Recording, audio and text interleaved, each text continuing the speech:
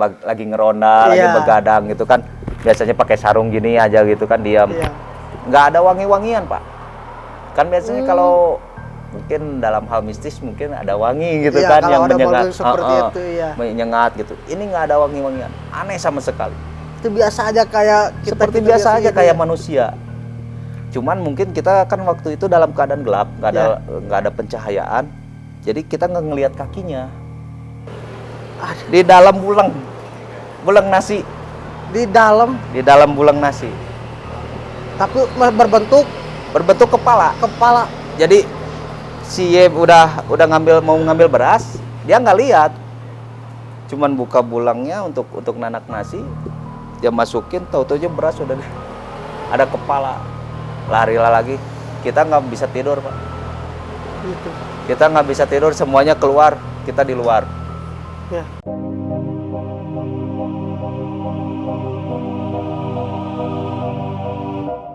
Welcome to Joglo Stories. Bismillahirrahmanirrahim. Assalamualaikum warahmatullahi wabarakatuh. Salam santun, salam rahayu, salam budaya ya buat kalian semua. Alhamdulillah ketemu lagi bersama saya Mang Dudung di podcast misteri Joglo Stories.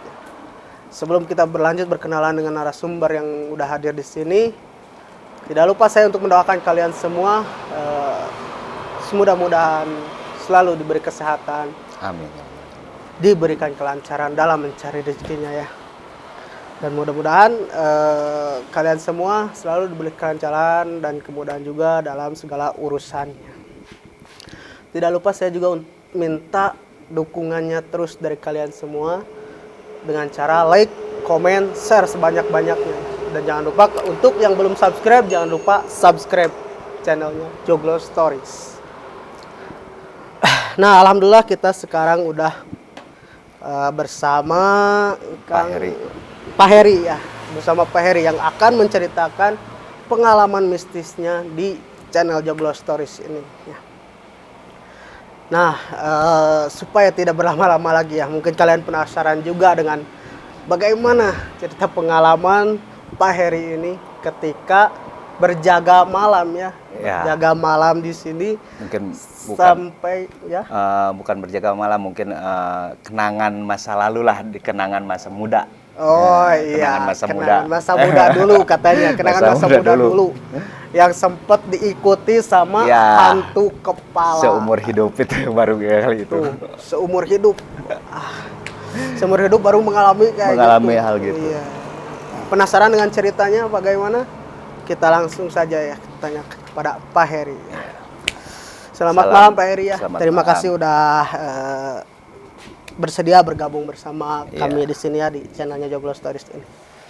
Nah, mungkin bisa diceritakan awal mulanya seperti apa? Itu awal mulanya dulu saya dengan teman-teman saya itu bertiga ya. Yang satu inisial R dan yang satunya lagi inisial Y. Saya itu bertiga biasalah anak-anak muda gitu kan, lagi kumpul-kumpul punya wacana nih. Salah satu rekan saya yang namanya Y, dia kan orang ya bolehlah dikatakan orangnya hidup mapan gitu kan. Jadi mungkin karena tongkrongan kita ya maaf aja, bukannya membuka aib diri pribadi gitu kan. Kita semua punya pengalaman hidup yang kelam lah. Ibaratnya yang namanya anak muda nongkrong ya diibaratkan mungkin karena omongan-omongan orang gitu kan. Wah itu mah anaknya nggak gaul, tongkrongan itu nggak gaul gitu kan. Jadi kita coba-coba dalam hal seperti yalah minum-minuman kayak gitulah, maaf aja nih bukan membuka aib gitu kan. Jadi ini pengalaman pribadi saya sejujurnya mengatakan itu kita nih teman saya itu datang dari luar kota. Ceritanya si inisial Y ini keluar dari luar kota, dia punya pekerjaan lah. Dia datang karena dia punya gaji atau apa, ingin menraktir kita nih yang berdua. Saya lagi nongkrong di pinggir jalan sambil gitar-gitaran gitu. Dia datang, Her, ajak ya kita berangkat gitu kan. Bertiga kemana? Sekalian dengan yang namanya teman saya satu lagi inisial R itu. Nah ceritanya kita komunikasi, ada acara, ya mungkin acaranya memang jangan diikuti lah sama anak-anak muda zaman sekarang gitu kan. Itu nggak ada gunanya lah, ibaratnya buat apa sih kita gaya-gayaan. Nah waktu itu kita gaya-gayaan gitulah. Akhirnya sepakat nih kita konsekuensi semuanya, ayo kita berangkat ke kedai toko minuman, kata dia itu. Biar aku yang traktir, kata si inisial Y itu yang udah kerja, yang punya uang lah ibaratnya. Yang dari luar kota itu. Yang dari luar kota itu. Nah akhirnya kita merencanakan nih, kata dia tuh nantilah habis maghrib kita berangkat. Tapi kita nggak lupa loh dengan ajaran agama kita gitu kan. Tapi walaupun kita nakal, kewajiban nggak kewajiban masih dilaksanakan. Kewajiban ibadah masih dilaksanakan. Kita bertiga ngelakuin sholat. Setelah sholat maghrib, akhirnya kita berangkat nih. Tapi kita tidak pakai kendaraan. Oh, tidak pakai kendaraan? Tidak pakai kendaraan. Jadi kita itu inginnya refreshing. Refreshing tapi punya acara tersendiri gitu. Iya, Pak. Nah, akhirnya saya berangkat bertiga. Itu habis selepas sholat maghrib, berangkat bertiga. Sampailah di sebuah toko di wilayah Tanjung Kemuning. Tanjung Kemuning, di wilayah Tanjung Kemuning. Awalnya itu nggak ada apa-apa, kita nggak ada apa-apa. Happen aja kita di situ.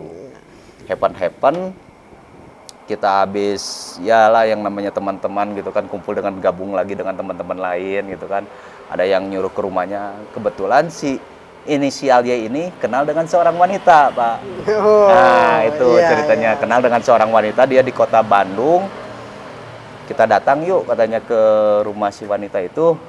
Kamu kan tahu daerahnya, daerah Genteng, Pak. Namanya.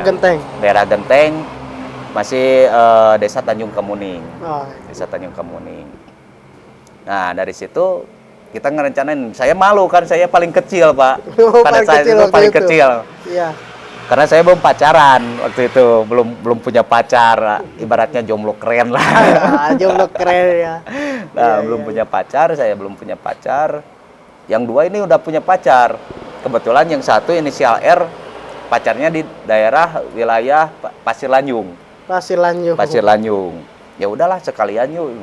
Nanti kita anterin satu sama lain katanya. Saya dulu yang dari Pasir Lanjung langsung ke Genteng, ke kampung Genteng katanya. Nah, akhirnya kita sepakat, ya udahlah habis Isya, kata saya tuh. Karena tanggung kita. Tapi pada saat itu bukannya kita menyepelekan, kita memang lah akuin kita lagi kotor. Kita lagi dalam keadaan jalan salah gitu kan. Nah, akhirnya kita ke masjid dulu, Pak. Biasa dalam keadaan seperti itu kita masih ingat. Iya. Masih ingat untuk ibadah. Kita udah ini, saya punya firasat. Firasat seperti apa? Firasatnya itu gini, kok aneh ya katanya. Setiap kita ngelakuin seperti ini, saya punya firasat terus. Firasat apa nih? Tapi yang ini kayaknya firasat mengagetkan. Mengagetkan? Ya, mengagetkan atau mengejutkan untuk diri saya gitu. Kok firasat ini datang terus gitu kan.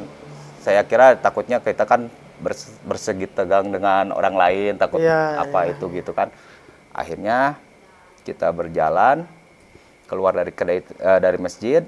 Habis dari kedai itu langsung ke masjid, kita ya mungkin dalam keadaan nggak suci lah gitu kan ibaratnya. Tapi karena kita masih ingat pada Sang Pencipta gitu, pada Allah, kewajiban kita untuk ibadah kita laksanain karena udah dididik dari kecil. Jadi nggak bisa lepas kita itu bertiga itu, Pak. Akhirnya memang umurnya jauh berbeda dengan saya.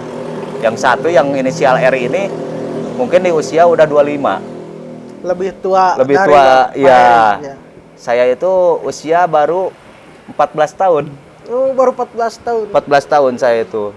Terus si inisial Y ini udah kerja 18 tahunan. Oh iya. Nah, jadi akhirnya paling muda lah. Paling muda saya tuh. Cuman mereka kan jadi kakak saya gitu. Cuman saya nyampein, wah kamu mah penakut. Udah, ayo jalan. Yang penting saya ketemu dengan cewek saya yang namanya lagi kasmaran gitu kan. Saat itu nggak sengaja langit mendung, hujan rintik-rintik, Pak. Iya. Rintik-rintik. Saya itu udah di daerah Tanjung sini, di daerah Desa Tanjung itu, saya udah berhenti. Udah berhenti. Udah berhenti. Firasat saya mengatakan di situ kamu akan kaget, takut ada bahaya gitu kan. Nggak tahu hati saya mengatakan seperti itu. Pas tempat itu. Pas di tempat itu. Nah pas di tempat itu tuh saya belum nyampe ke tempat kejadian saat itu. Udahlah, yang penting saya ketemu dengan pacar saya. Ayo antar. Saya antar tuh rekan saya dua-duanya tuh. Iya. Yang satu pertama ke rumah ceweknya yang di Pasir Lanjung. Saya anterin, memang nggak lama. Mereka cuman bertatap muka, yang ngobrol-ngobrol biasa gitu di teras. Akhirnya jam 9 malam.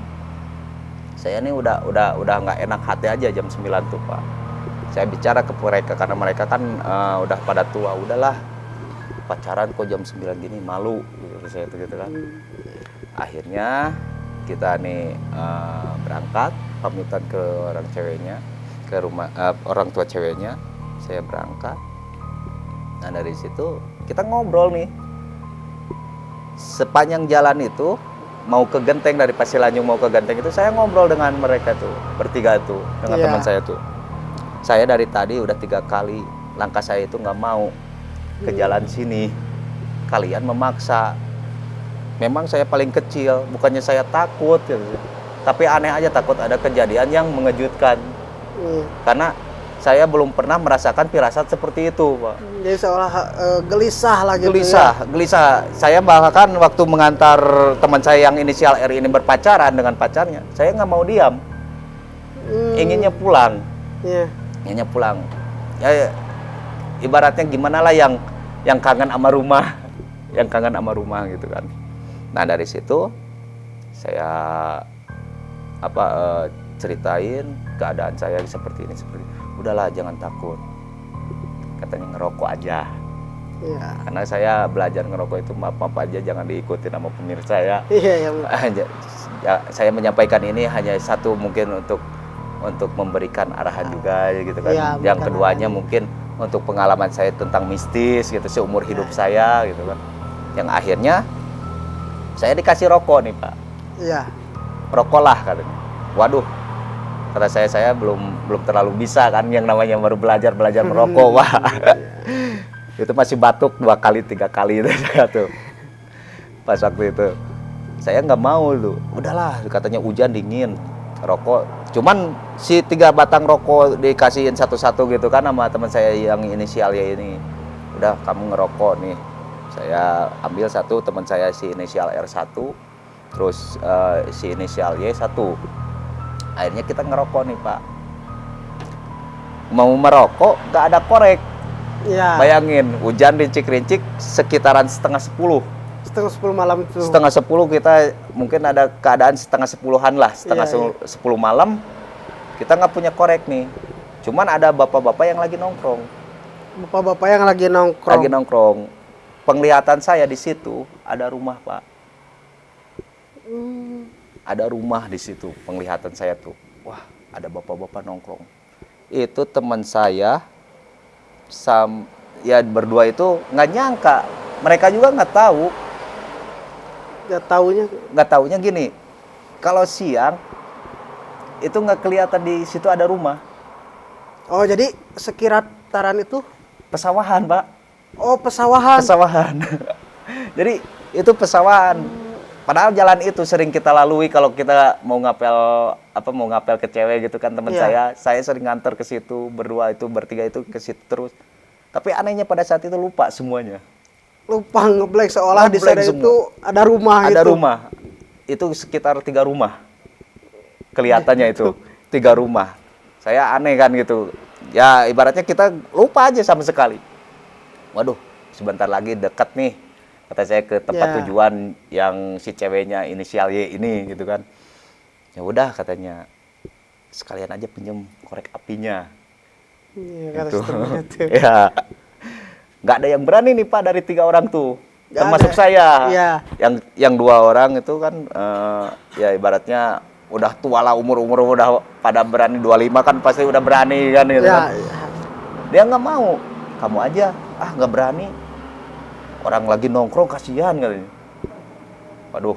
Terus saya ke yang inisial Y ini.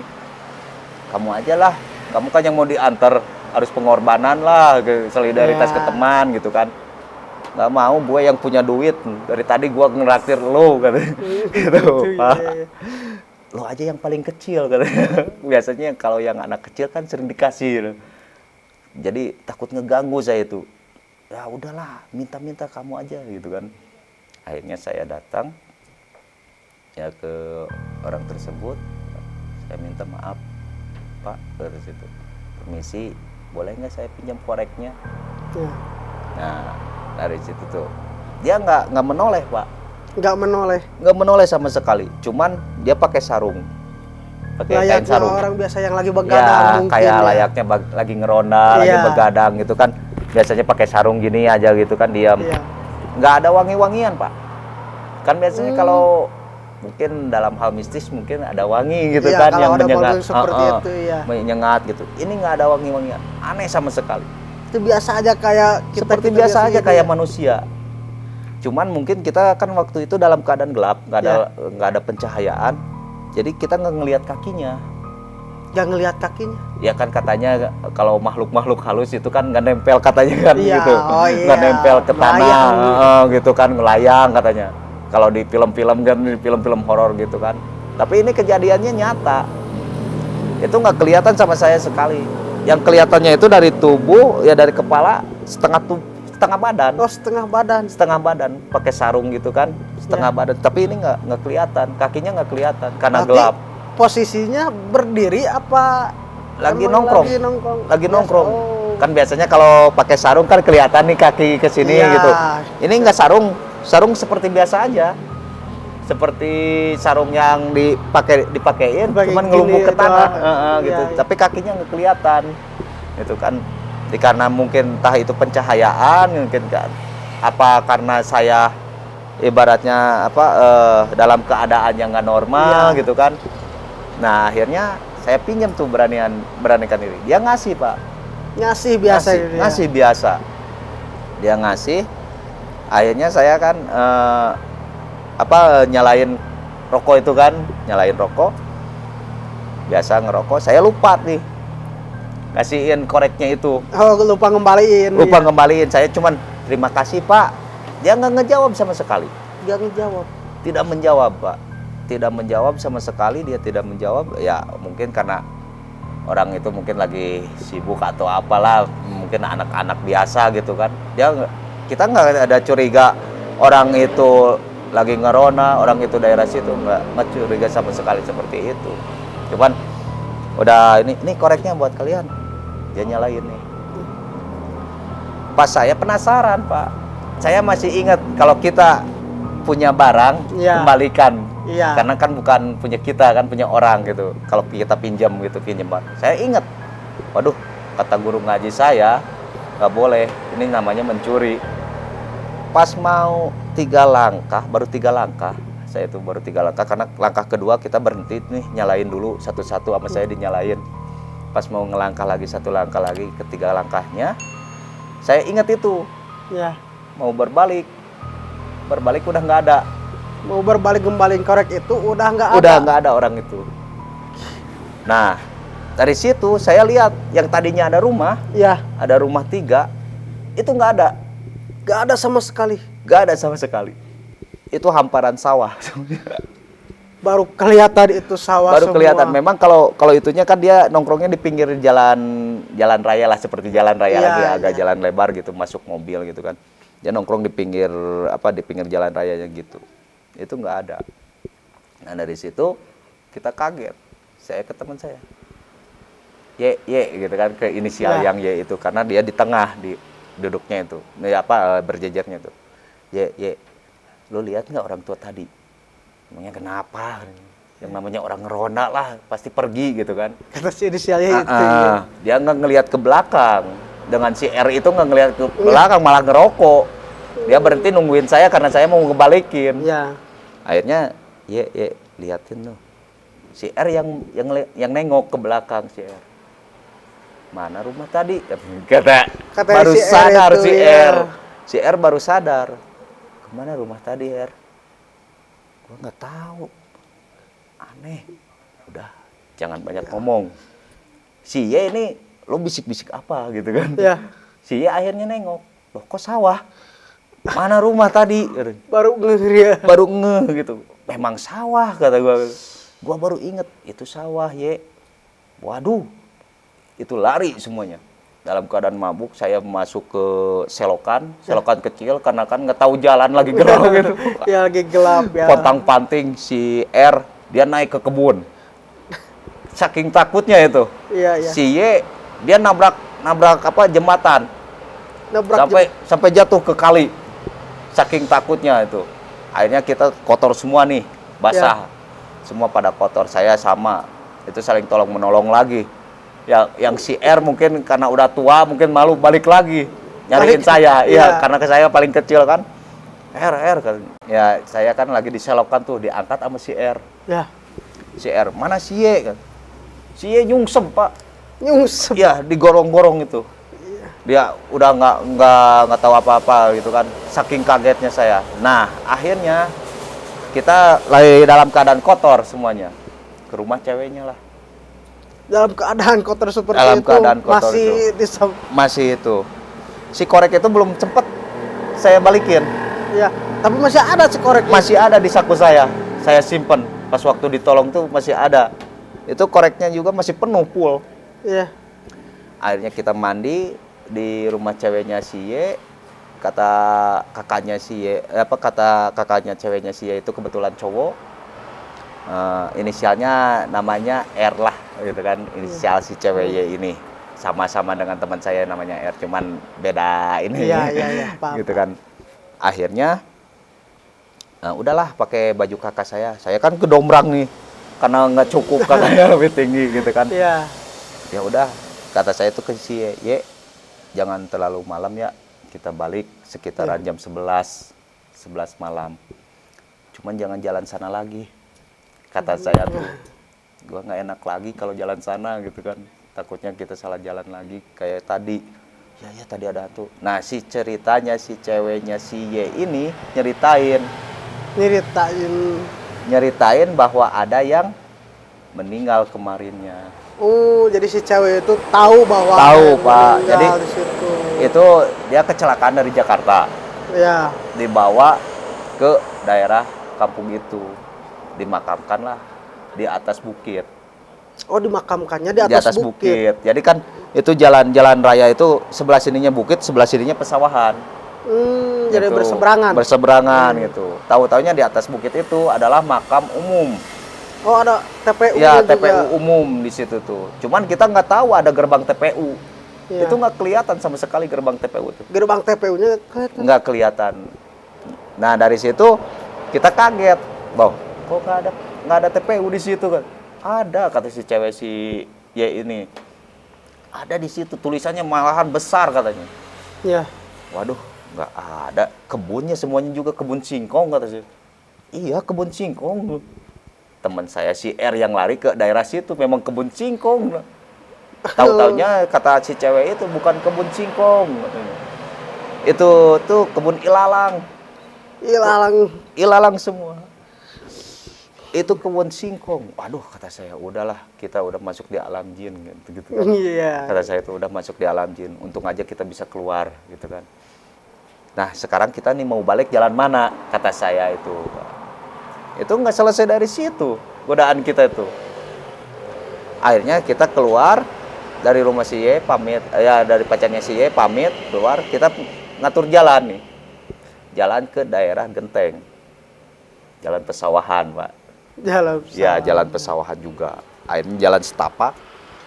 Di tengah jalan kita lagi bercanda nih, udah ngelupain masa-masa kejadian tadi, tegang-tegang tadi itu, karena kan udahlah jangan dipikirin gitu kan. Yang penting kita sampai ke rumah. Ya udah kata si teman R itu kan, besok kita buktiin betul enggak itu. Si R itu mau ngebuktiin. Ya udah, gua juga kan belum berangkat ke Bandung kata si Y itu. Udahlah kita buktiin besok bertiga. Kalau di situ ada makam baru berarti itu benar. Gitu. Kalau toh kita yang ibaratnya dilupakan, mata kita ditutup ya sama hal-hal kayak gitu. Akhirnya kita pulang, ikutin jalan raya, Pak. jalan raya ini udah semua sepi, toko-toko udah pada nutup yang di pinggir-pinggir jalan. Kita datang dalam keadaan tidak normal juga, masih ada sedikit-sedikit goyang lah gitu. Bertiga kita bercanda nih. Kita bercanda dulu zamannya Bierhoff. Kebetulan si Ye ini suka sama pemain bola yang namanya Bierhoff dari Jerman itu kan.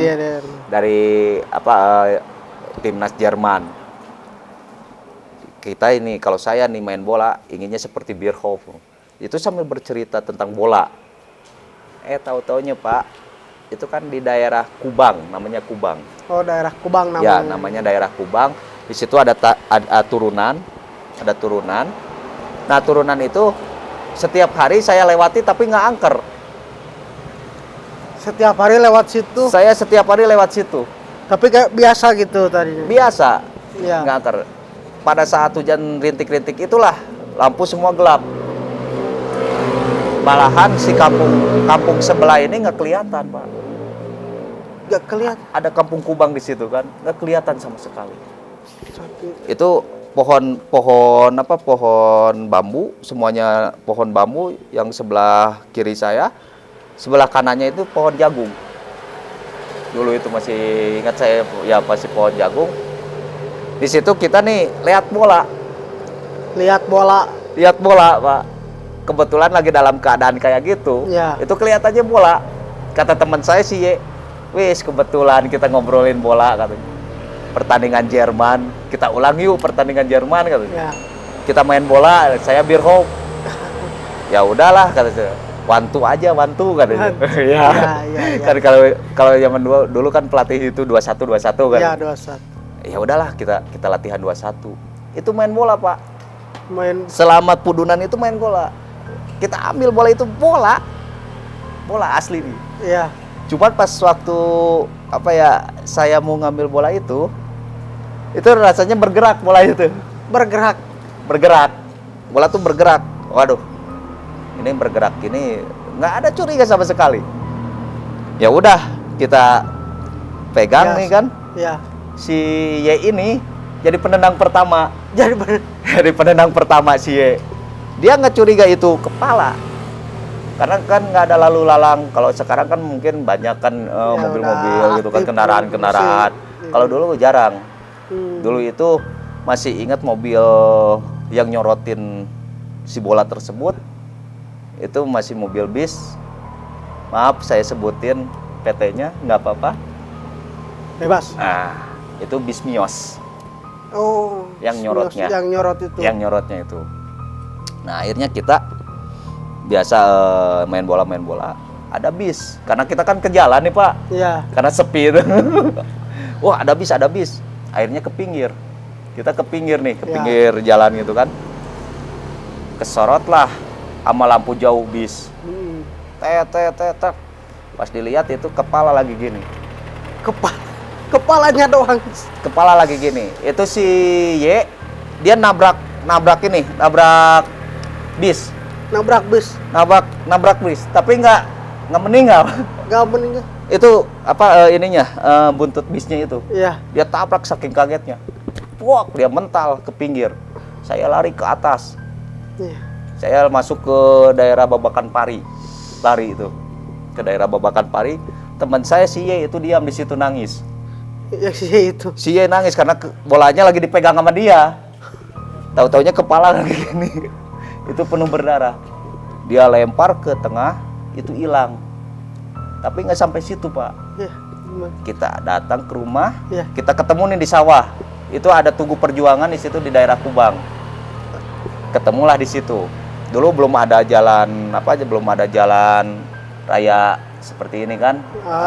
Jalan raya baru. Nah, jalan raya baru itu juga kalau ada yang tahu yang pernah mungkin penasaran, di sana itu banyak ceritanya. Di jalan baru ini. Ya, ceritanya banyak. Bahkan saya pernah mengalami juga di situ. Cuman itu lain lagi lah gitu. Cuman ya, ini menceritakan saya dengan 3 orang tersebut.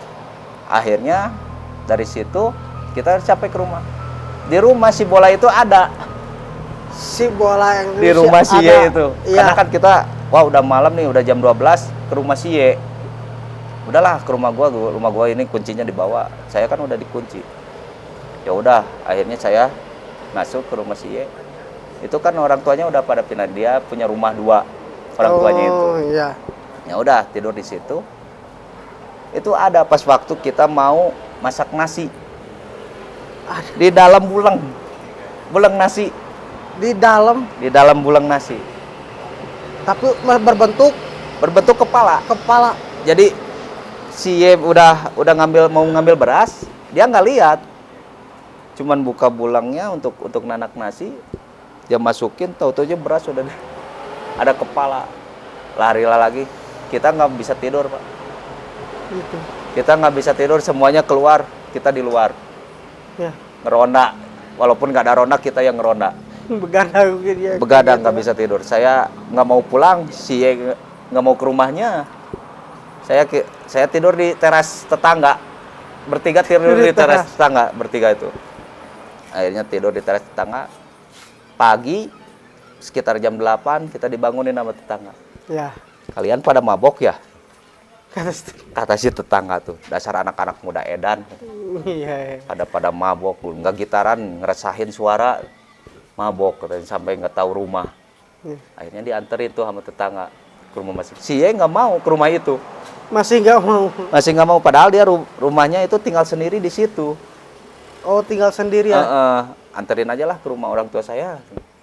Saya lemas, dianterin. Nah, kita jam 9 mau ngebuktiin. Jam 9 pagi.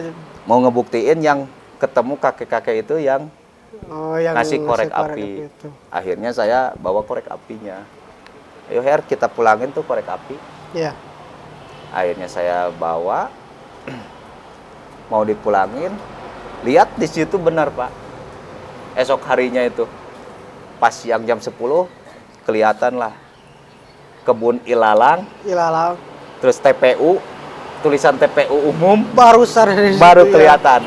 Sebelahnya lagi itu sawah, pesawahan, area pesawahan. Yang semalam ada Akhirnya kita ya mungkin dengan baik hati juga nganterin itu si korek apinya itu saya anterin, kita berdoa di situ.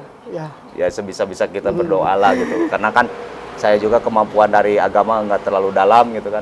Cuman bacain Al-Fatihah karena di situ ada nama orangnya yang nggak bisa disebutin lah, itu udah almarhum gitu kan. Biarkan dia hidup tenang.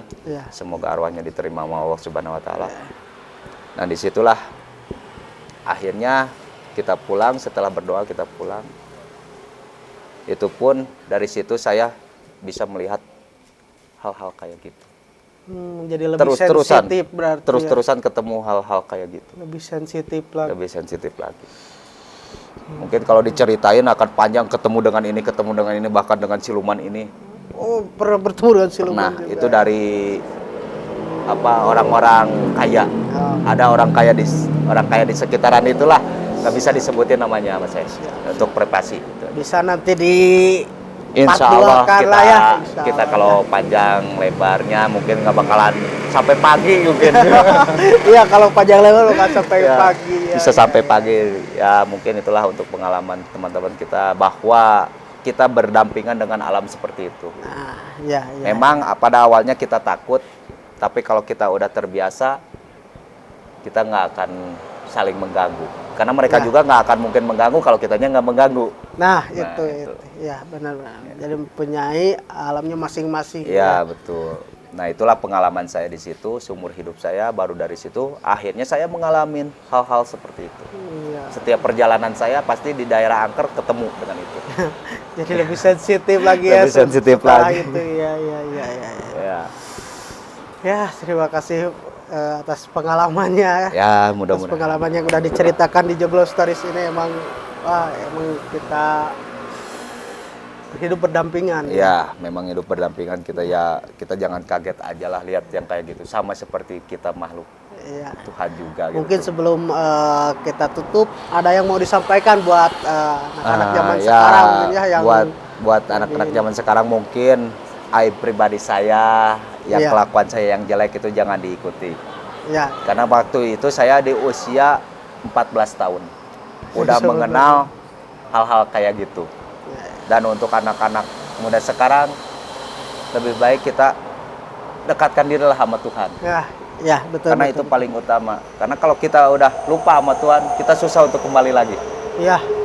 Betul. Ya mungkin itu sebagai sadaran bahwa kita harus menyadari kita itu hidup bukan manusia aja, karena ada alam lain yang perlu kita hormati juga dan hargai juga. Nah itu aja. Nah gitu. Jika tidak ingin mengganggu, jangan diganggu. Jangan diganggu. Gitu. Nah itu terima kasih Pak Heri ya atas pengalaman yang Sama-sama. Pak Heri berikan di channel Joglo Stories ini ya. Amin. Nah buat kalian juga ya yang ingin berbagi cerita pengalaman mistis kalian, bisa kalian langsung hubungi nomor yang ada di deskripsinya Joglo Stories ya. Atau bisa menghubungi lewat akun media sosial lainnya ya. Entah Facebook, Instagram juga ada, dan TikToknya juga ada ya, Joglo Stories. Jangan lupa untuk selalu dukung terus channel Joglo Stories dengan cara like, komen, share sebanyak-banyaknya ya, dan Subbreaker.